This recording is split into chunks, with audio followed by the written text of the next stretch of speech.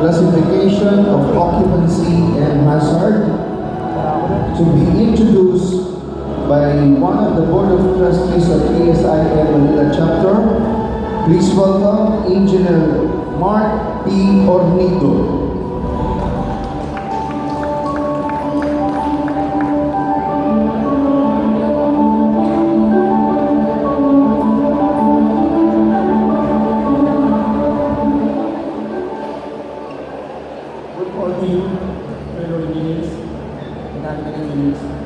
So I'll be introducing the next technical speaker.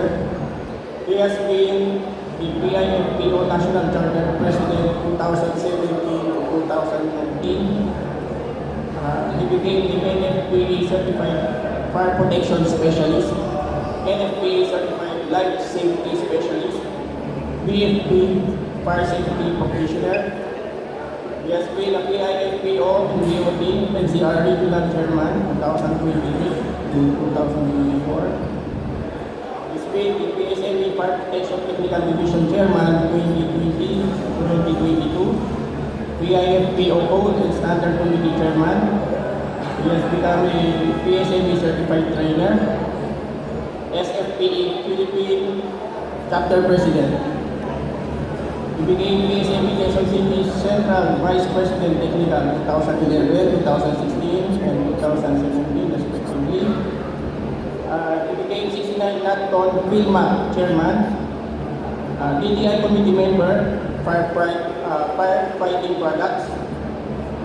He became PIFPO Comelec Chairman, ACPE Evaluator PTC 2021. Proprietor at RRR Consultants Engineering Services, introducing Engineer Paul Ryan Roque, PME, PMSFPE, FSP, BFP, CFPS, CLSS, and FPA. Habang tinatawag po natin ang ating technical expert, nais lang po namin paalala sa mga delegado na magparehistro po sa labas kung nais po ninyo magkaroon ng CPT points, baka po hindi kayo nakaregister. Once again, welcome Engineer Paul Ryan, SP Roque, PLE. Okay, good morning, pero mechanical engineers. Ano ba tayo dyan?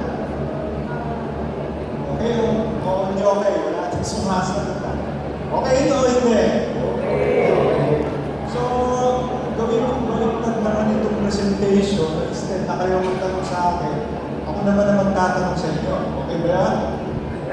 In fire protection, it's our one of the general scope of mechanical engineers. So, we have to at least know what are those important basics. Hindi lang yung equipment or anything, but yung basic knowledge which is our foundation. So next slide.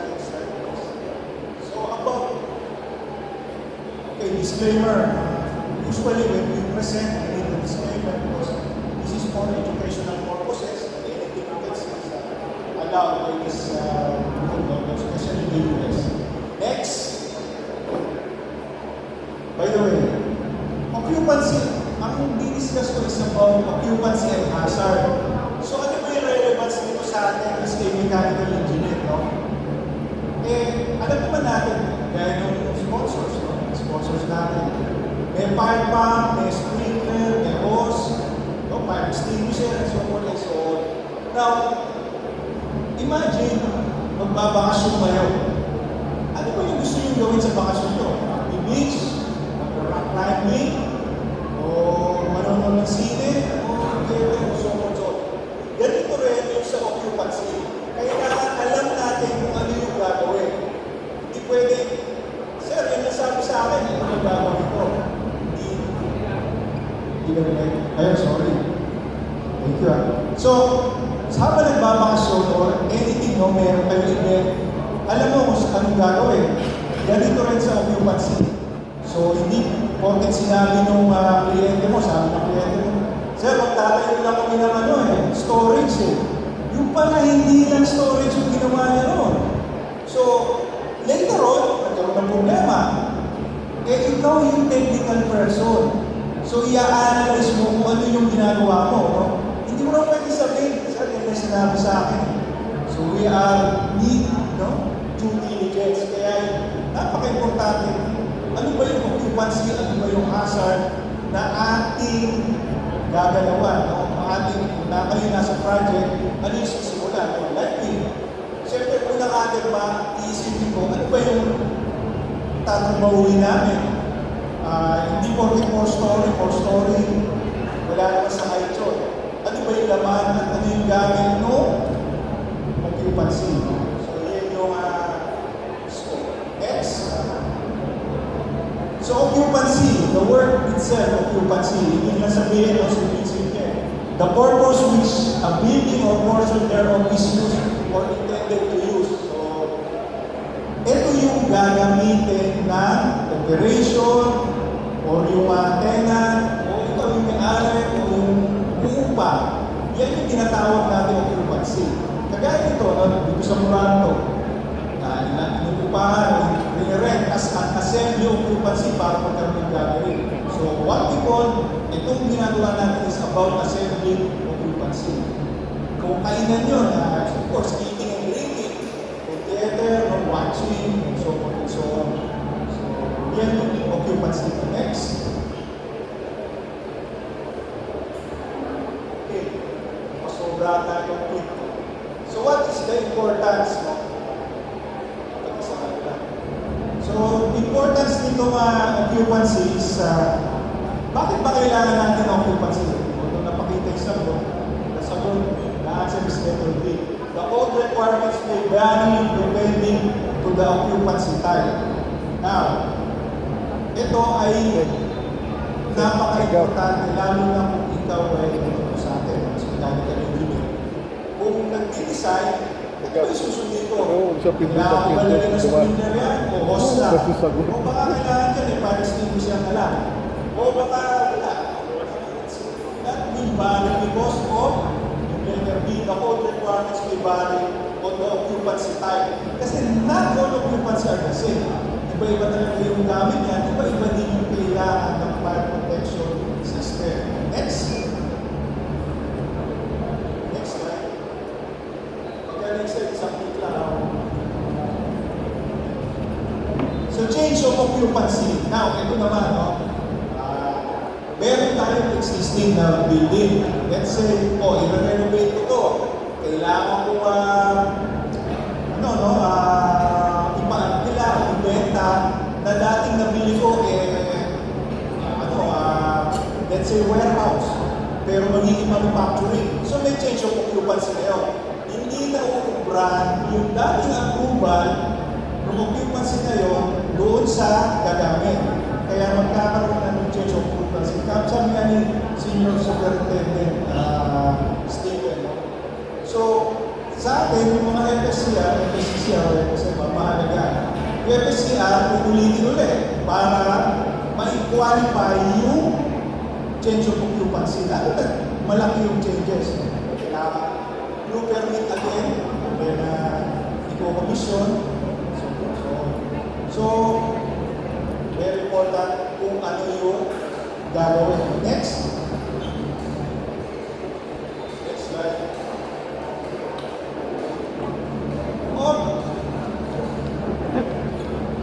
Dadala.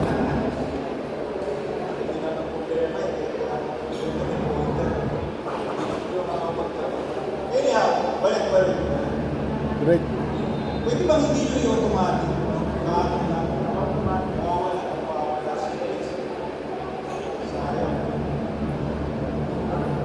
Okay, hindi ko pero susunod.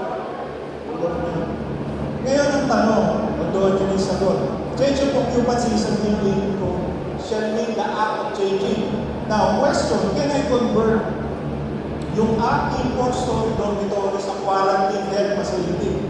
Ito kasi yung time yung pandemic, iba, yung mga hotel, lang natin na zero occupancy dito, ginagawa quarantine facility, lalo na yung mga sa airport, sa Pilipinas, yung bagang sa place. So, ang answer niya is yes, but sprinkler system will significantly change.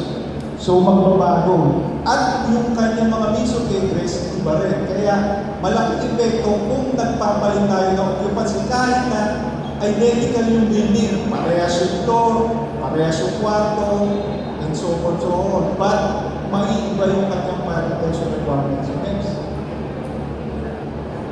Okay. Click. NFPA 13R. Sige. Initially, no, ito lang yung kailangan i-meet doon sa residential na old, no, yung old 116. Yung pump niya, okay lang na, ano, na domestic o kahit ano lang, yung pressurized pump. Kasi 13R lang yung sinusunod niya. So, very ano lang tayo no, when it comes to standard. Kasi marami talaga tayong pwedeng sundan, but ano ba yung specific na meron doon? Yung 13R, yun yung pinakamagaan. So, hindi siya ganun kamahal. Pagdating sa healthcare, medyo mas stringent ang requirement. Ibig sabihin, kailangan na mas mataas ang demand. When it comes to that, ang sinusunod na dito is yung 13. So imagine, no? Nako, malayo ang malaking difference from the size of the density yung kailangan na tubig no, para mag-didelay. So, kung nag-didelay tayo na halaman, mas okay lang doon sa 13 hour. Doon sa 13, gumagamit ka na ng pressurized hose. So, ganyan na sinabi. So, next. Lower flow rate. Next. Yan. Higher flow rate.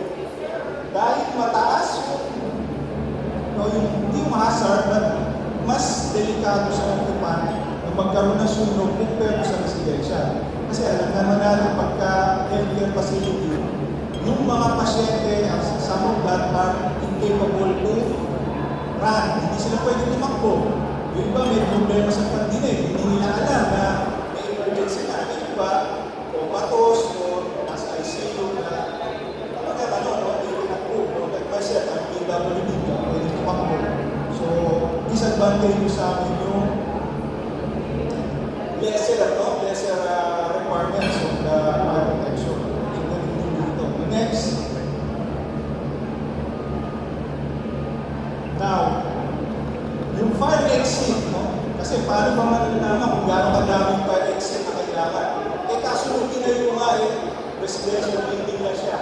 18.6 per square, per person, yung demand doon sa residential. Ibig sabihin, hindi gano'ng kadami. Ano lang dito sa healthcare, medyo mas madaming tao dahil merong pasyente, merong admin, merong nurse. So, para sa residente, kailan lang, may-ari, at kung sino man, na available sa bahay nyo. Now, malaking epekto dahil possible na kulang na yung fire exit. But anyhow, there are exceptions depending dun sa mga existing. But from the new, malaki ang epekto. So next, malaki ang epekto ang occupancy kahit magkamukha yung building. Once you change that occupancy, it might not comply to other occupancy. Now, question. Factors that may change. Okay, yeah. So, I think familiar naman kayo sa di ba? Sa restaurant. Ngayon ang tanong, kung ang restaurant ko, meron akong 65 persons, paano ko siya ita-classify? Ano ba siya? Assembly? Ito, kagaya ito, gathering? Business? Business ba siya? Or canteen? Kasi restaurant, nagbibenta, meron taxi, meron kang parokyano. Or restaurant occupancy? Anyone, no? Hula-hula lang. A, B, C, or D? Sir, okay, no? Tama si Sir Steven, it's A. No, bakit A? Ikaw, siyempre, nagduda na naman ako, paano siya naging A? Hindi ba siya mas malapit sa mercantile? Kasi meron kang say, meron kang client, meron kang parokyano. Bakit napunta siya sa A? Ano ba yung reason? Click. Next. Ito, fire code. So, we hope, no?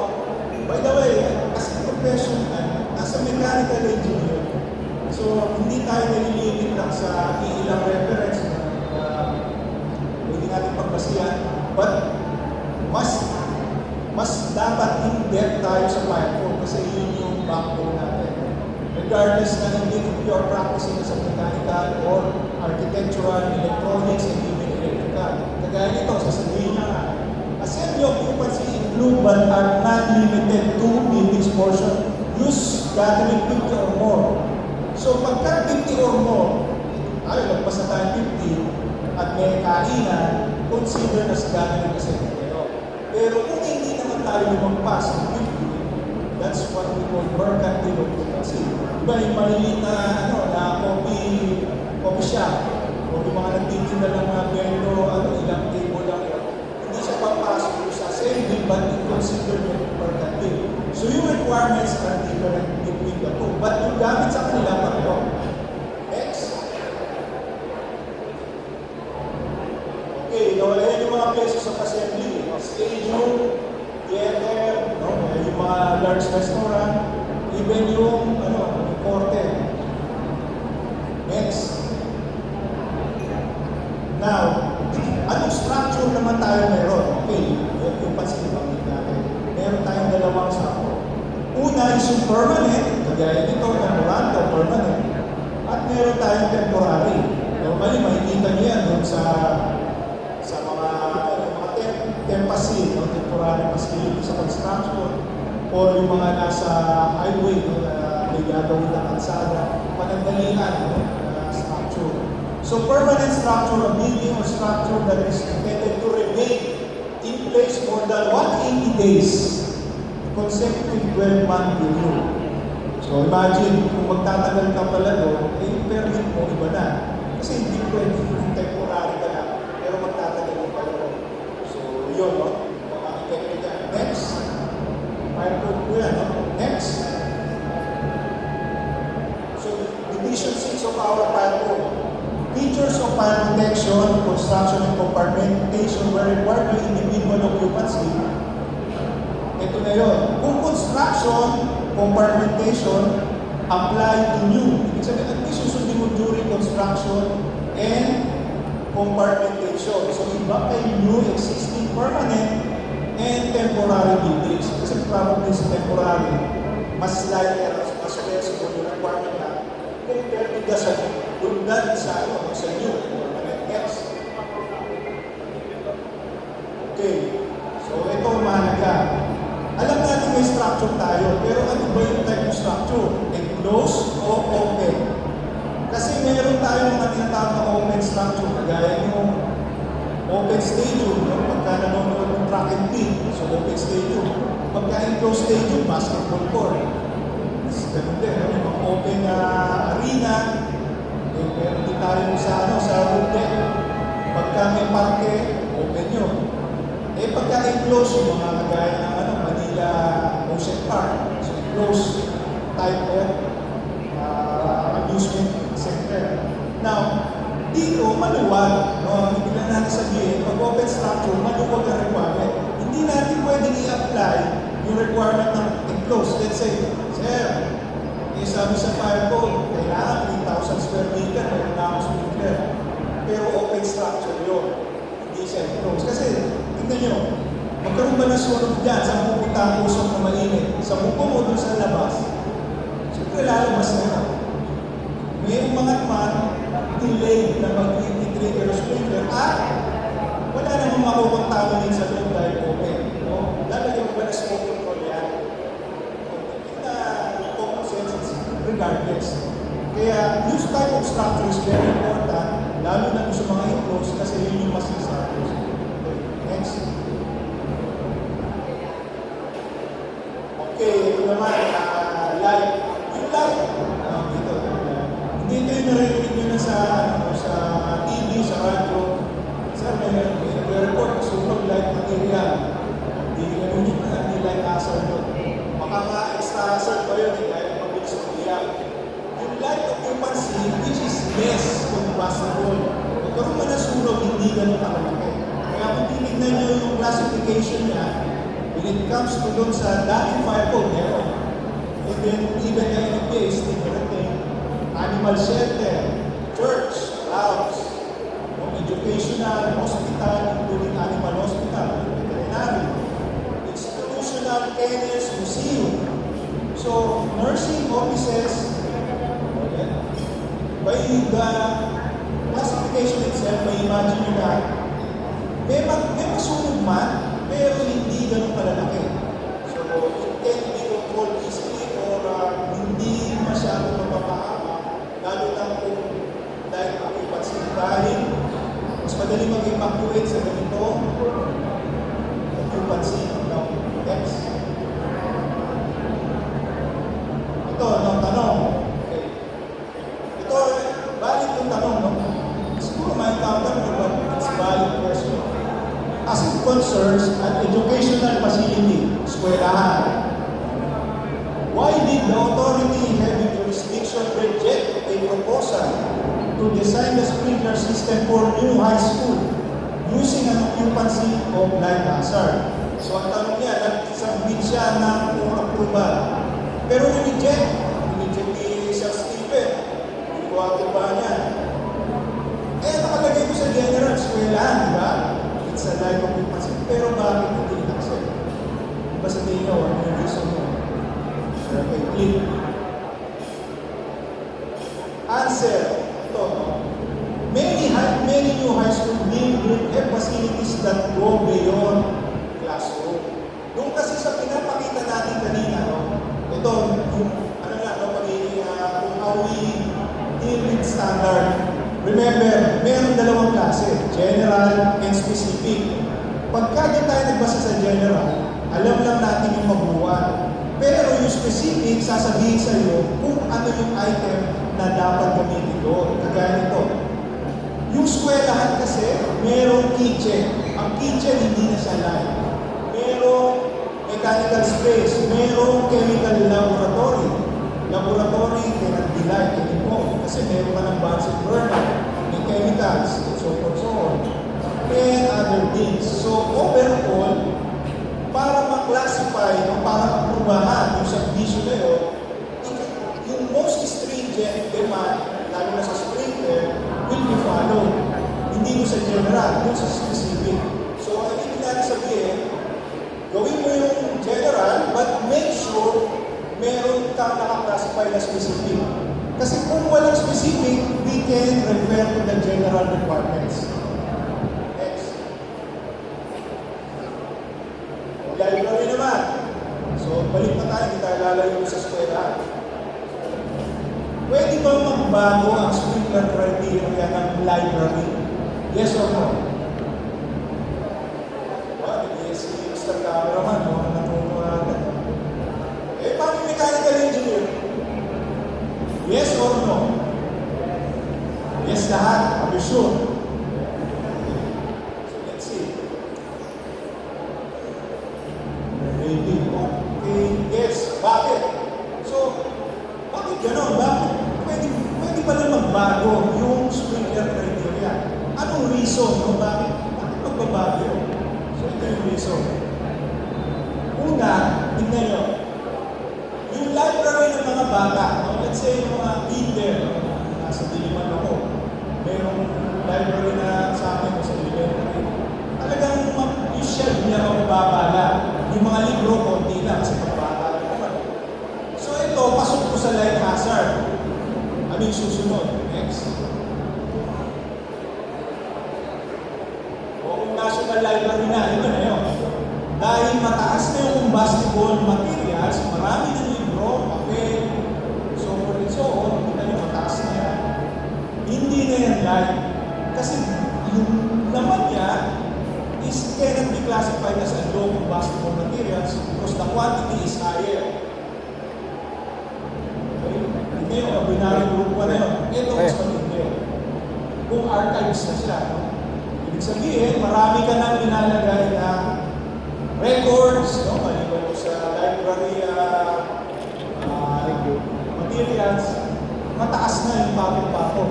So, lumalabas, 3.7 and above, so ito ay magiging storage type. So, yung kanyang demand ng water, kailangan mataas. Next. ang sinasabi natin. Pamilyar ba kayo dito sa curve, tinatawag na sprinkler curve? Si Sir, isa, output, diba? Okay, parang ano lang ito, no? Sa HVAC natin is yung psychometric chart, pero mas madali. Kasi dito natin sisimulan yung design ng iyong sprinkler. Kagaya ng light. Ilang ba tubig ang kailangan ko? Yun, 1,500 square feet at 0.1 GBM per square feet. So pagka minumpitay mo yung dalawa, yun yung dami ng tubig na kailangan ng sprinkler para kay light hazard. Habang lumalayo yung ating curve, tumataas yung dami ng tubig hanggang doon sa pinaka-dulo ng pattern ng extra hazard. So, yun yung kailangan natin ma-identify kung gaano kadaming tubig. Kaya critical yung occupancy. Ganun din yung hose requirement. Kung hindi standby ba, hose na. Ibig sabihin, pagka apulan ni apoy, kailangan gamitan ng mapping operation. Dahil may bagay. So, para hindi na lumiyab yun, ito ang gamit yan. Ina-add yung hose requirement. So, yung duration mas mataas sa extra dahil highly combustible. Okay, next.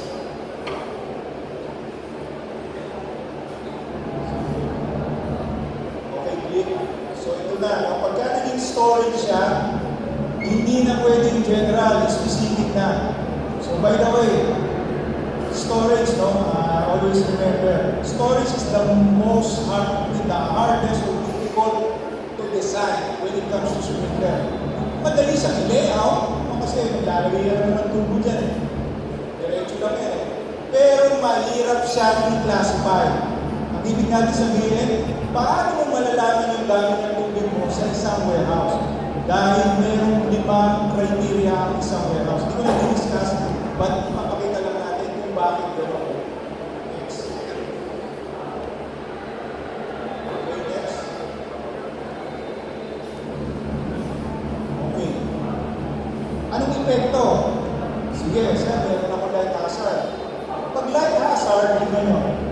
Yung spacing ng sprinkler, malalayo. Pwede ako na maximum of 15 feet, 15 feet, 12 feet. Ang extra hazard kasi kailangan agad maapula o makontrol. So, hindi mo ubra sa kanya yung 15. No? Kailangan sa kanya hanggang 12 feet maximum lang, hindi na ako dapat magpastro. Or else, lalaki yung apoy, hindi na makokontrol yun. Maliwala yung sprinkler. Next. Next is ordinary. So, ordinary hazard, ito yun. Automobile parking, bakery, beverage manufacturing, cannery, laundries, restaurant service area. Hindi yung restaurant mismo yung service area. Kasi meron niya cooking, no? May lutuan, may LPG, may oil, cooking oil, electronic parts, and glass product manufacturing. So, by those classification, alam natin mataas yung kanya combustibility. Next. Next. Okay, next. So, ano ba yung pinagsasabi natin combustibility na yun? Tingnan nyo itong picture. Fire is not made equally. They are not, ang sunog iba-iba. Paano natin malalaman na iba yung mga sunog yan? Kasi ito, pag nag-iap yan, may certain height lang yan, may certain heat. Unlike po sa kerosene o diesel, Diyan siya, no? Sir Bert Moresco. ito, sapon, sa Harap ka. upholster, chair. So, Dito ba? yung heat release rate, yun yung nagsasabi kung gaano kalakas yung apoy na yun at kung gaano siya delikado. Ngayon. So habang sinusunog yung upuan, at the given time, tumataas yung kanyang heat release rate.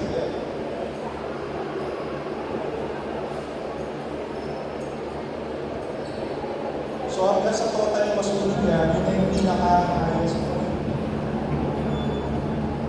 Yun. So, ibig sabihin, kaya niya na 700 plus HRR or kilowatt na init. So, dyan naman tayo nag-base ng performance-based analysis. Kasi iba yung laman, kung hindi ganyan matataas, hindi mo kailangan ng malaking demand. Pero kung matataas yung HRR, hindi yung proteksyonan, let's say, pintura, thinner, no? Yun nga, kerosene, and aerosol, no? Yung mga combustible aerosol, hindi ura yung parang kailatasan to. Next.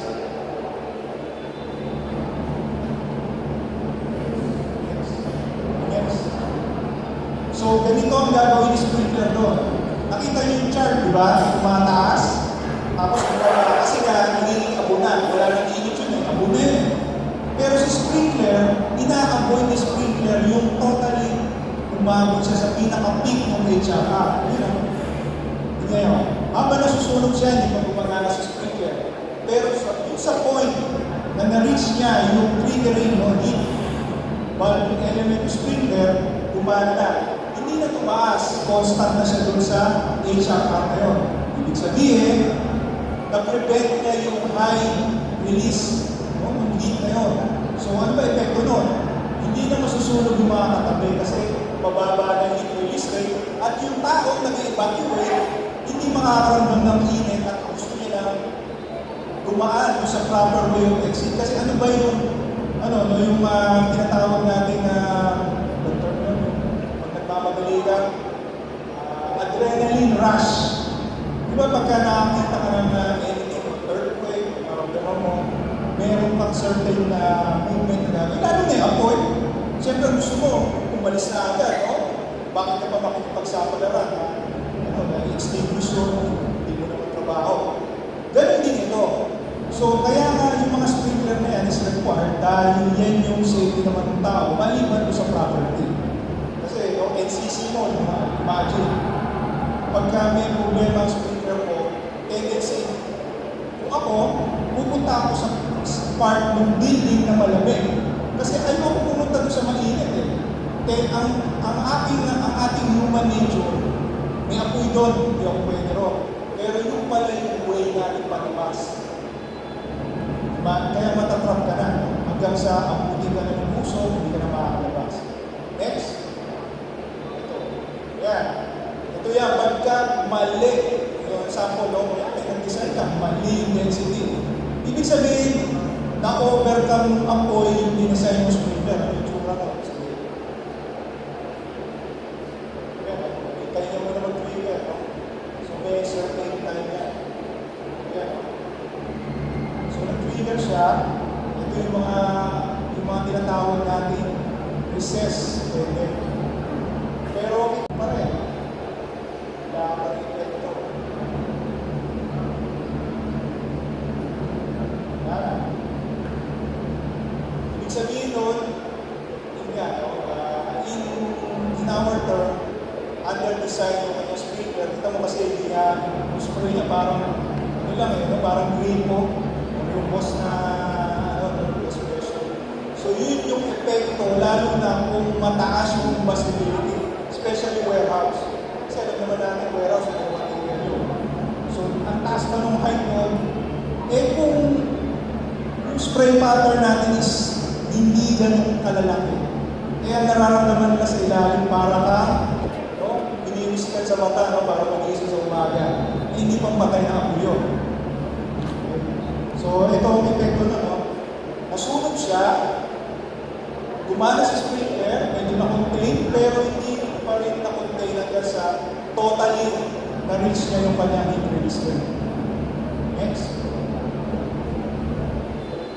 Ito, extra hazard naman tayo. Ito, medyo tricky itong extra hazard, ha? Isa nakakalain mo na, teka, light lang pala yung pero paano naging extra hazard yun? Yung sa mga general sample, alam natin, asphalt saturating, mainit yan, kasi may baga na yan, para magawa yung asphalt, talagang kailangan mo na mainit yan. May mag-liquid spray, yung mga nagpipintura noon, yung sa mga kotse, yung spray na yun, konting spark lang, hindi yung bukod na yun. Open oil quenching, solvent cleaning, varnish cleaning, pero itong nasa picture, wala siya dyan doon sa sinasabi natin na alista. Pero extra hazard yan, kahit sabihin mo, normal na makikita mo yan, sa any light hazard occupancy. Bakit kaya? Ito, yun pala, naka-underline. Occupancies where shielding of combustible is extensive. Obstructed yung mga sprinkler. Wala na epekto yung sprinkler pagka obstructed na. Para kang may payong sa ulan. So, ikaw, ako'y naiinitan, tuloy-tuloy ka lang, pero hindi ka nagkakaroon ng cooling effect. Yun ang epekto naman ng sprinkler, cooling effect, to make sure makontrol yun. Ano ba yung tsura ng big? Next. Yan, okay.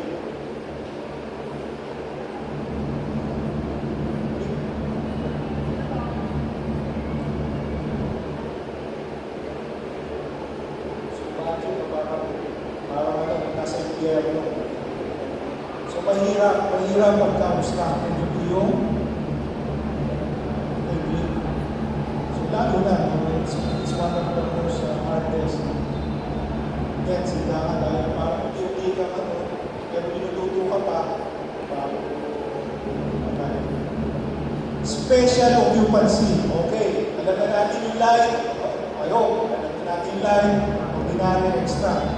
Pagka sinabing special occupancy, ito na yung specific lang dito sa occupancy na kailangan meron protection kahit na walang tao. Kaya kagaya nito.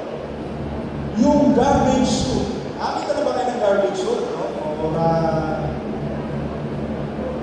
Yung, di ba, sa mga floor, nalagyan ng basura, tapos kukolektahin sa ilalim. Ang garbage chute, nilalagyan ng sprinkler. Kasi nga, protection siya doon sa vertical opening. Anything magliyab sa baba, kaya niya tumakbo pataas. Kasi ang apoy, from up to down, hindi naman bumababa ng apoy. So, obviously, dahil garbage chute yun, tagtad na combustible material na halo-halo, anything mangyari sa baba will spread with all floors. Kaya nga linalagyan ng sprinkler at ng pirated closing door. Hindi pwede yung pagkabukas ng basurahan, hindi na siya nasasara, ay bawal yun. Kailangan pagkaangat, may automatic closing para safe doon sa vertical protection. Yun ang tinatawag natin vertical protection. Okay, next. Okay, ito magandang tanong ito. Is there any case, contractor kayo, imagine nyo kayo yung contractor. Is there any case that the building will require additional that are not shown in the design?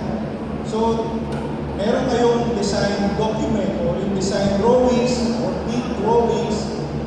Pero ang tanong, doon ba sa mga yun ay maaari kayong maglagay ng additional requirements na wala sa design? Yes or no? Yun, nakakabang sa sige, yes or no? Sige, okay, yes. Okay, yes.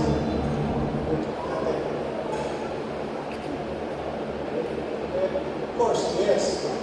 Yes. Magalit. Magalit si owner. Magalit na. Usapan natin ganito na nga. Bakit naningin ka sa akin ng sobra-sobra? Sir, kung namahin niyo muna yung kondisyon natin. Okay, click nyo. Yan. Fire Code of the Philippines, 2019, Revised Act. Pagka meron kang poor workmanship, consider that as a highly hazard area.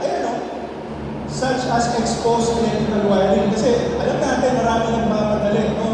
Kasi kailangan na makasigil. I-operate na ito, mapipenalize ako. So, ginawa. Sinapalan na natin yung ceiling, hindi iligay sa conduit. Nakabitin yung mismong wire ko, wala yung mga junction box, and then tinay na lang mga madali ang solusyon para mag-operate. Pero hindi agaw yan na doon sa bayan. Kasi magiging hazard na yan. Pagdating lang ng nagayan, okay na yan. Kaya minibis ko ng tabo yung lagi sa ito. So it can cause a spark, worst case, masunog. Sa fire code, pagka ganyan na scenario mo, lagyan mo ng sprinkler yung silito. Or else, masarap siya. Okay? Sprinkler system protection. Okay, next.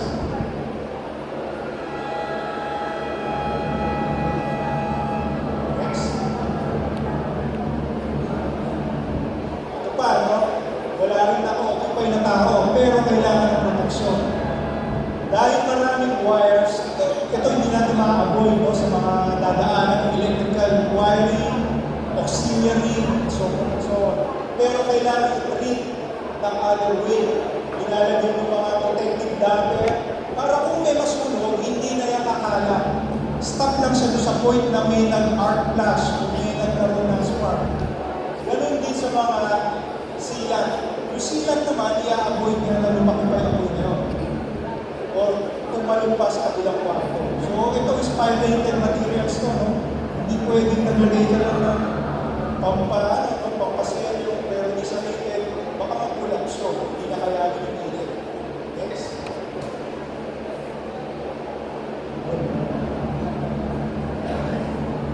Okay, no? Yung project kanina, pinag-perpetual namin isa yung subway station. So, ngayon lang tayo nagkaroon ng subway. Pero dahil subway siya, hindi yan regular occupancy, special. Ibig sabihin, hindi natin pwedeng i-apply sa assembly, although marami na nagkakala doon, and so on. Pero dapat specialize siya dahil iba yung requirements niya ng sprinkler. Yung sprinkler niya hindi nilalagay sa tradeway, no? Sa concourse, lalo na kung mayroong mga nagtitinda ng kiosk, yung mga siomay o siopaw, dahil mayroon ng materials to. Ganun din sa smoke control, medyo mas maigit ito sa smoke control dahil anything masunog sa ilalim, mabilis makubera ng smoke yung lalo na yung platform, which is mahirap pa mag-evacuate yung tao. Okay, next. So dito yung 130, no? Yun lang ang mga susunod na standard. Okay, next. Ito na. Balik tayo sa warehouse na sinasabi natin bakit mahirap. Tingnan niyo mabuti, no? Simple lang, unang tingin. Alam ko na yan, ganito lang yung dyan. Pero magbabago yan, depende dito sa tatlong klase na to. Ano ba yung ilalagay? Ano ba yung nakastore? Bote, plastic, o kahon? Kung paglalagyan niyo yung bote ng kahon, anong type ng kahon? Yung pangatlo, anong type ng papatungan? Paleta. Kasi pagka naka-storage yan, ipapatong sa paleta para malihaman. So, dito, dahil combustible yung tatlo, 4 na agad, mataas yung demand. Click. Next. So, class 1. Pagka class 1, ganito na yung tsura niya. Yung kanyang yung plastic, hindi yung mabilis matunaw. Yung matitigas ba na type na plastic. So, kung mag-earban, kung kagaya ng mga resin type, tagal yan, bago yung matunaw, o magpapalambot, so hindi yan ganun kakabasbo. Sa kahon, medyo makapal, no? Hindi mo masunog man yan, hindi agad mag-create ng plexus to play the carton. Next.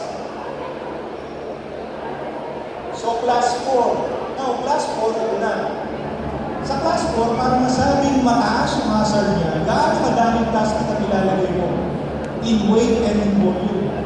So, for example, dito is yung mixture ng plastic niya 50%. So, bali wala na yung kahon. Hindi na yung kahon yung highest hazard, kundi yung plastic mo sa loob. So, pagka dinesign mo sa sprinkler, mataas yung kanyang classification. Next. Ito. In diagram, kita nyo, karton lang, class 2. Naman. Pero naging plastic siya kasi nga yung bigat o yung volume ng plastic dumami. Ayun. Pagka class 3, 5% of weight or volume. Pagka naging 10% to 25, class 4. Pero kung mataas o dominant yung plastic, 26 to 40%, group A na yun. 40% above, yan yung pinaka-maliyap, group A expire. So, anong dapat natin? Magaya ng nasa baba, wala na siyang kahon, puro plastic na. So yun yung pinaka-delikado, exposed plastic. Next. So ito, yan. So pagka nasunod nga yung exposed plastic na yun, ang bilis na lumiyang pataas. At ang hirap i-control basta-basta na sprinkler, kundi kailangan mo na dyan yung large orifice para makontrol yung apoy. Hindi mo na makakula yan eh, kukontrolin mo na lang para hindi na lumaki. Yung buga ng para kang bumubuga ng hose, ganun kalalaki yung orifice ng sprinkler para dito. Next. Next. Ito, no? Paano naman yung patungan? Ito yung paleta. Kung unreinforced plastic, okay lang. Hindi ganun kadelikado. Pero yung reinforced plastic, dahil may air gap siya, lumalaki yung apoy pagka nasusunog. So tumataas yung kanyang classification pagka gumamit ng reinforced. From class 2, magja-jump sa class 4. Pero pagka unreinforced, isa lang yung itatalo niya. Class 2 to class 3. Pero ano pa man, yun nga, no? Akalain natin na yung mismong material, yun na yung design, yung pala ang delikado yung patungan, which is yung reinforced plastic. I mean, may nasunod last 2018, warehouse siya pero walang laman. Pero dumuho yung ano, no? May snap siya na dumuho na yun, flyover. Paleta lang yun, kasi nga, patong-patong na paleta, puro plastic. Ang hirap kontrolin. So, ganun na delikado. Next. Okay, next. Ayan o, mataas na yung sprinkler na ginagamit. Para ka nang gumamit ng hose sa isang sprinkler. Next.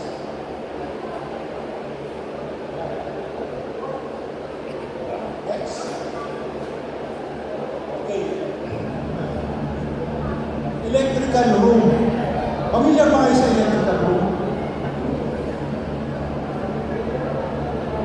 Electrical room. Lahat pamilya ha? Sigurado na. Okay, ano ba yung electrical room? Okay, no? Tignan nyo muna dito. Ito yung sinasabi natin general ha? General. Ang electrical room shall be required of sprinkler protection. So sa madaling salita, kailangan ng sprinkler ang electrical room. General. Next. Pero, yun o, sabi nga natin general, pero may specific requirement siya para ma-exempted. Ibig sabihin, pwede rin hindi lang yan. Basta masunod mo yung 4 na kondisyon. So, una, electrical room na dapat. Hindi pwedeng may kahalo. Baka naglalagay ng kahon o naglalagay ng map. Dahil wala mapaglagay ng panglinis.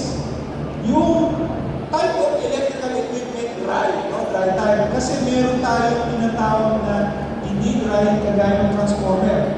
Yung insulation niya, natural oil. Lumiliyam yun. Yung mga air, no? Yung mga dry type transformer, pasok dito.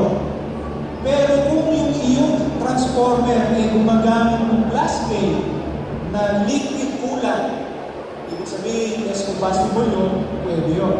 Pasok siya sa number 2. Number 3, kailangan naka 2 hours firing enclosure yun. Pati yung kwarto, pati yung penetration, para kung ano mangyayari sa electrical room, hindi na yung kakalat. At walang combustible storage, of course, para walang pagsimula ng apoy. Pagka nasunod itong 4, hindi mo na kailangan maglagay ng sprinkler. So, makakapit na. Okay, understood? Understood sa sprinkler. Next. Kasi iba, ang laging dahilan, sir, kuryente yan eh, hindi pwede basahin. Pero sa fire kasi, considered delikado na yun. At normally, normal condition, class A na yung fire na yun kasi matikrip na yung breaker. Hindi na yan yung energize, no? Hindi ka gaya sa mga planta, energize yung kuryente. Ibig sabihin, tuloy-tuloy yung daloy, yung electrical fire. Dito, magiging class A na yan, lalo na mayroong mga breaker. Next. Pero hindi naman sasabihin ng PEC na yung mga ginagamit ng mga kasama natin electrical engineer. Pwede, no? Pwede naman maglagay ng sprinkler. Iiwasan lang na harang doon sa dadaanan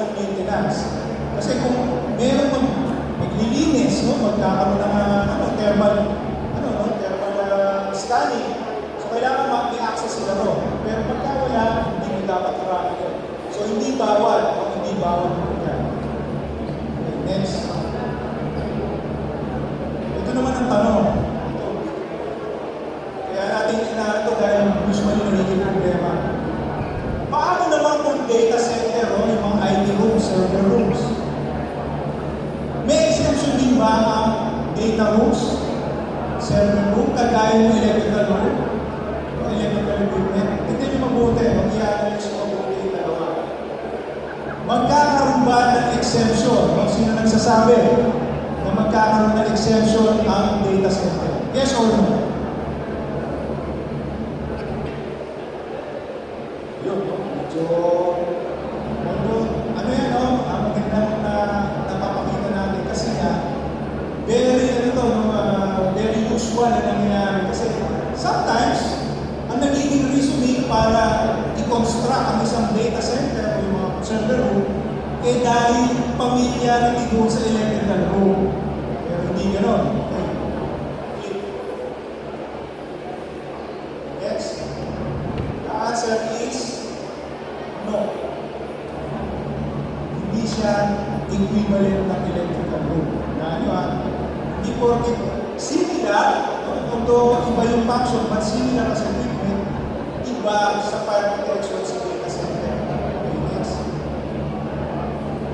Yan, ano ba sasabihin ng NFPA 75, which is the fire code adopted standard?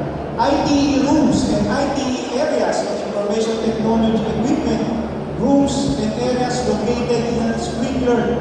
Kung may sprinkler ang building mo, lagyan mo ng sprinkler. Wala nang exemption, lagyan mo ng sprinkler. Kung ang building mo hindi required ng sprinkler, lagyan mo ng suppression para sa kanya. Or mag-submit ka ng risk assessment na nagsasabi na hindi mo kailangan ng suppression sa non-sprinkler building. Yun lang, pero pagka-sprinkler yung building mo, nakita niyo may sprinkler, di ba? Kung magkaroon doon ng server room, hindi accepted yun. Obviously, kailangan ng sprinkler. So, ganun ang rule with other use of the room. So, hindi siya pasok kasi hindi mo i-generalize lahat sa electrical room. Next. So, ito lang. Para hindi malito, kung dalawa ang binabasa nyo, equivalent lang kung ba yung pangalan mo, occupancy. Sa National Building Code, assembly, pero maraming sub-classification. Tignan nyo yung, yung residential, R1, R2, R3, R4. Sa atin, hindi. Hotels, apartments, no? Family dwellings, so forth, so on. So, equivalent pa rin yan. Okay, ba lang halos yung tagging ng pangalan. So, okay, next. I think that this is for more information. So, noon, naalala ko, share ko lang, sa atin kasi sa mechanical, batas yung mechanical fire protection system, ADER. But remember, maraming, hindi pamilyar sila dyan, maraming bill or act na sinasabit sa Senado at sa Kongreso, yung sanitary and environmental engineering when it comes to fire protection. So, isa tayo doon sa part na yan na na-involve doon sa Senate mo para pakinggan yung ating hindi pa ina-aid but reasoning na hindi pwedeng magkaroon ng encroachment, parang China and Philippines. So, ano ba yung law na kailangan sundin natin? Nandito tayo, walang angkina. So, nandito tayo. Of course, so, si D.A.D. Jolie Ora, so one of the sa kanya, very talagang dyan, aggressive. So, in this time, parang guardiano niya yan, inaabot yung mga so, dito, ayun tignan niyo yung muli na yung nababasa niyo. Pumasa na yan sa third hearing, with 211 and 0. Ika nga, majority, minority, magkakasakampi sa Kongreso, kaya umabot na sa third hearing. Ayun, yung law na yun, hanggang sa buti naman, pagdating sa Senado, nagkaroon naman ng consultative meeting, kasama kami, even yung master planner, yung chemical engineer, na sinaklaw yung batas na yun. Kasi nga, iba talaga ang engineering law, technical law. Unlike yung mga penal code, mga sa administrative law, madaling maintindihan ang ugali.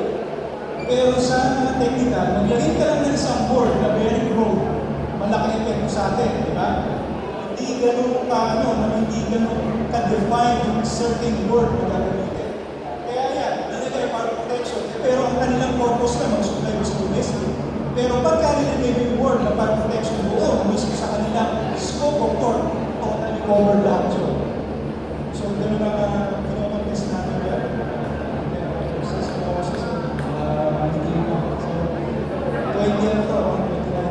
Next. Ano ba yung kailangan naman natin gawin? Ito hindi natin makokontrol. Kaya 2023 si Senator J.D. But i-introduce, kasi sabi nga natin maraming nagsasubmit. Ito naman sa pangalan ng sanitary engineer. Yung nakaraan, environmental. Pero halos isa lang yung pangalan na ginawa ko. So, tignan nyo. Next. Forward, 2023. Wala nangyari doon sa third year, pero ito bago na naman. Ayun, mas define na yung kanilang kinigil, which is fire suppression, pati hydraulics, sa part ng kanilang sanitary utility. So, yung ganyan ang nangyari. Hindi na naman first time yan, actually pa. Big time na yan. But, of course, as an organization, usually, yan yung mga, at least, pinignan sa mechanical organization. Now, time ko yan, sa PSM ako, so, nagyari ko na once, so, we go, see to it, kung fairness yan, pero obviously, hindi yan fair. Ito, hindi natin control, kasi anytime ma-disagree yan, magsasabi uli yan eh.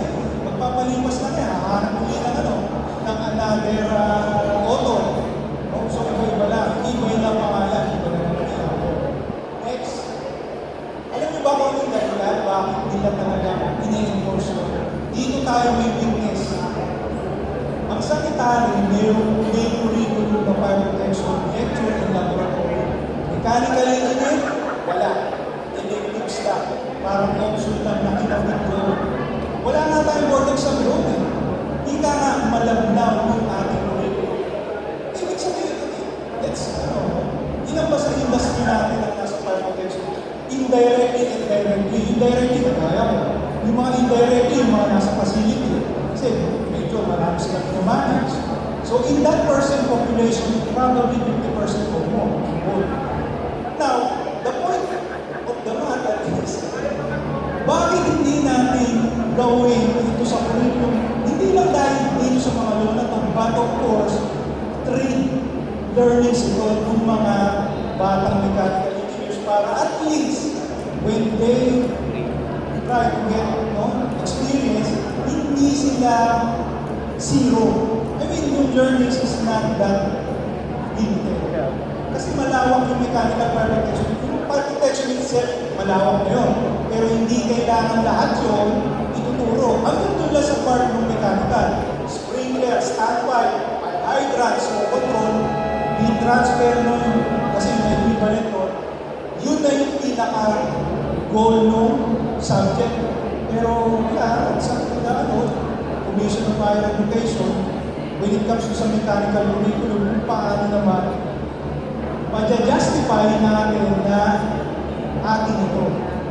Kasi sa kanila, ginajustify nila yun na curriculum nila ito. Tayo wala.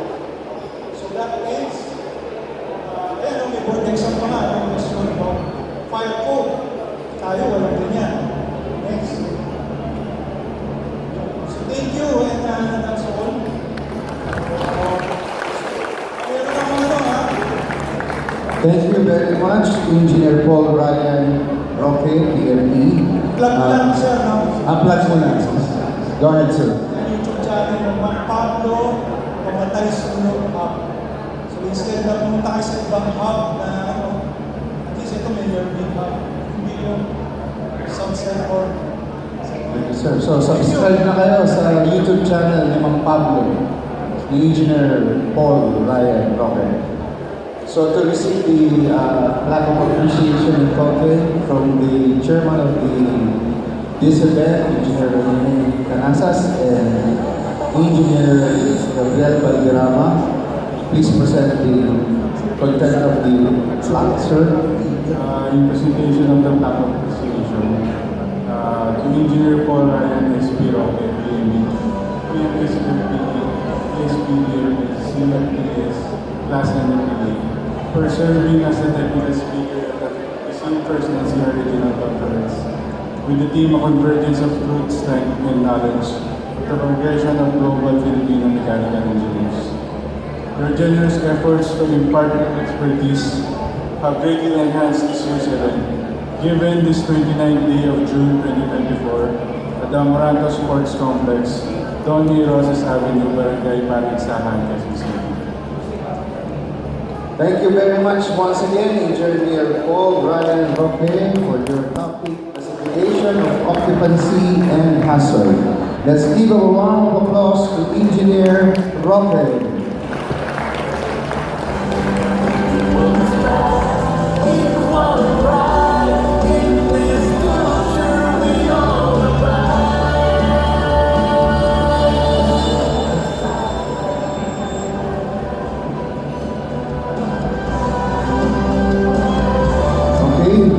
Moving on, food will be served to our VIP, and then pwede na po tayo pumila sa ating buffet for our lunch.